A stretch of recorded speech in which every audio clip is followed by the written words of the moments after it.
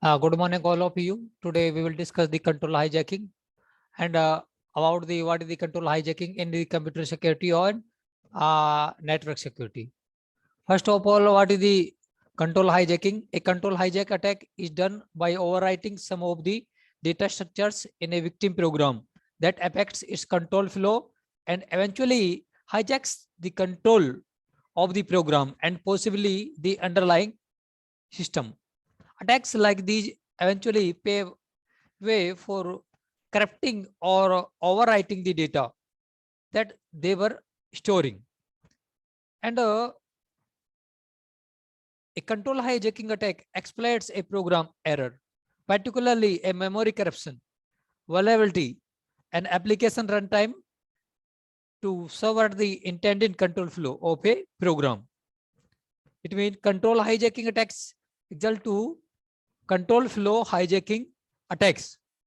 Change of the control flow alter a code pointer is that value that influence program counter or gain control of the instruction pointer. Change memory region that should not be accessed. And after that, the hijacking is a type of a network security attack. Hijacking is a type of network security attack in which the attacker takes control of a communication. In hijacking, also known as the man in the middle attack, the perpetrator takes control of an established connection while it is in progress. The attacker intercepts messages in a public key exchange and then retransmits them, substituting their own public key for the requested one, so that the two original parties still appear to be communicating with each other directly. The attacker uses a program that appears to be the server to the client and appears to be the client to the server. This attack may be used simply to gain access to the messages or to enable the attackers to modify them before retransmitting them. Then what is the goal for that? Attacker's goal in control hijacking is this: take over target machine, for example, web server, execute arbitrary code on target by hijacking application control flow. Basically, there are the three types of the hijacking attacks are buffer overflow attacks and integer overflow attacks, format string vulnerability. Basically, control hijacking in computer security. What is this? And in this, several attacks and several types of the attacks are there. And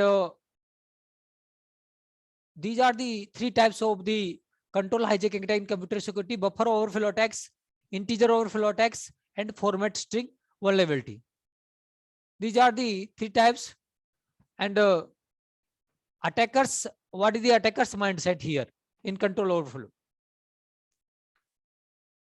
In a control hijacking, attacker's mindset is take control over the victim's machine. Second one is requirement. Third one is change of the control flow. And buffer overflow in control hijacking. What is this? This is the buffers are memory storage regions that temporarily hold data while it is being transferred from one location to another. Actually, buffer overflow, or you can say buffer overrun, occurs when the volume of data exceeds the storage capacity of the memory buffer. As a result, the program attempting to write the data to the buffer overwrites adjacent memory locations. Attackers exploit buffer overflow issues by overwriting the memory of an application.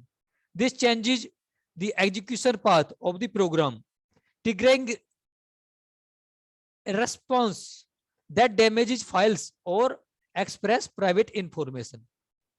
These are the basically, and how you will defense against control hijacking. One is runtime defenses.